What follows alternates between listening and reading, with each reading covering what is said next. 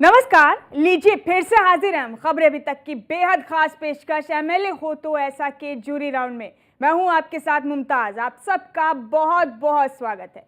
और जैसा कि आप जानते हैं, घरौंडा हलके के पहले राउंड में सुपर 12 से टॉप 6 उम्मीदवार चुने गए, जिन्हें अब सामना करना होगा हमारी जूरी का।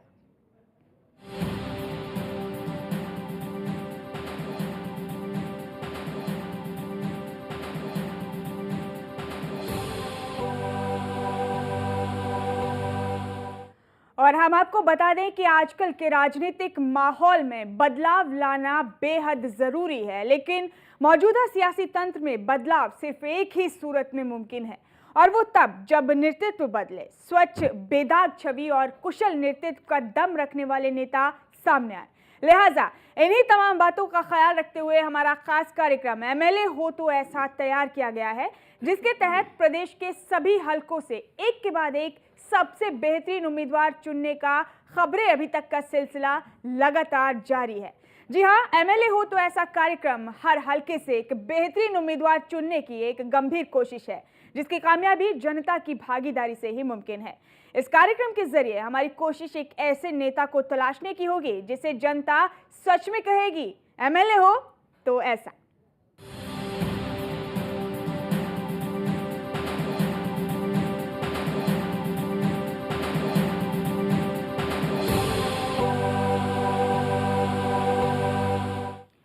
तो चलिए बगैर वक्त जाया किए शुरू करते हैं अपने खास अंदाज के इस खास शो का दूसरा राउंड, जिसके तहत सबसे पहले आपकी मुलाकात कराते हैं अपने जूरी सदस्यों से।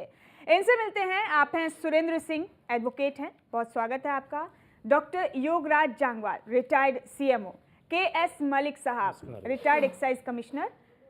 अजय झा साहब, वरिष्ठ पत्रकार। और आर.के. आहूजा जी, आप प्रोफेसर हैं। आप सबका बहुत बहुत स्वागत है। और अब आपको मिलवाते हैं अपने शो के विश्लेषक और जज से। आप हैं अनिल आर्य जी। अनिल जी, आपका भी बहुत बहुत स्वागत करते हैं हम अपनी इस खास पेशकश पर। Thank you Mumtaz.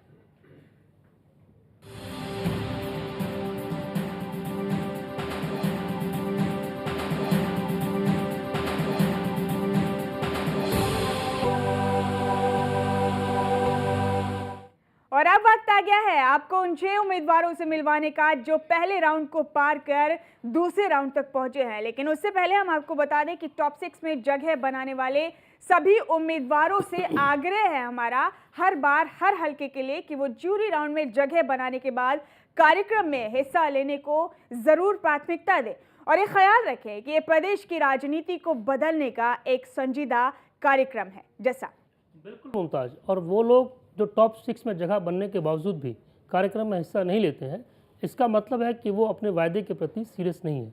ऐसे में उनकी उम्मीदवारी वैसे ही रद्द हो जाती है। बिल्कुल ठीक कहा जैसा आपने। तो चलिए मुलाकात का सिलसिला शुरू करते हैं, और इसकी शुरुआत हम करेंगे राजेंद्र कल्याण जी के साथ। आपका बहुत बहुत स्वागत है राजेंद्र जी हमारी इस खास पेशकश में।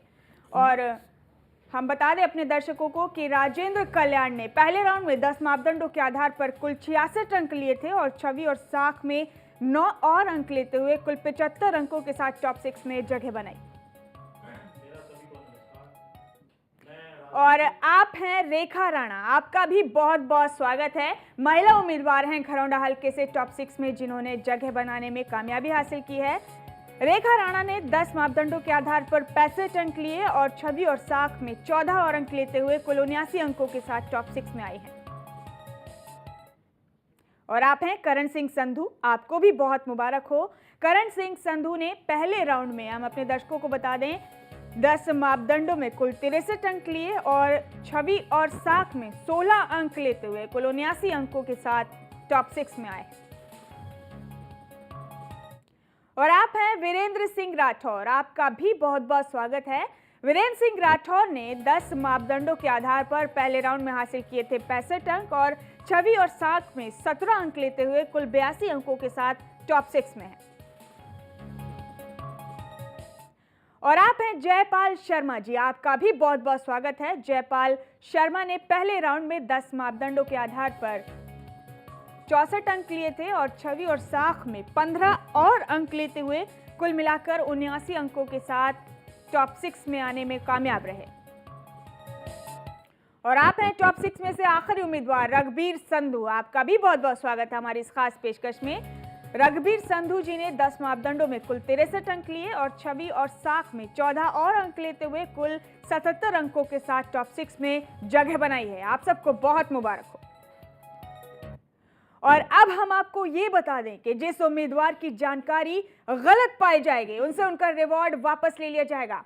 और हम अपने कार्यक्रम एमएलए हो तो ऐसा कि आगे की कड़ी के दौरान उनका खुलासा भी करेंगे। जैसा यहाँ पे आपके इनपुट्स लेना बहुत ज़रूरी है। जी बिल्कुल मुमताज़, जो लोग अपने प्रोफाइल जो भरते हैं फॉर्म, उसमें अगर गलत जानकारी देते हैं, मसलन आपराधिक रिकॉर्ड नहीं है और वो पाया जाता है, या शिक्षा आमदनी की जो जानकारी दी है कम है और ज़्यादा लिखी जाए, या और भी मापदंड जो गलत जानकारी दी गई हैं अगर वो झूठ पाए जाते हैं, तो वो हम असफलता के कारण आपके बन जाएंगे, उनकी दावेदारी हम रद्द कर देंगे।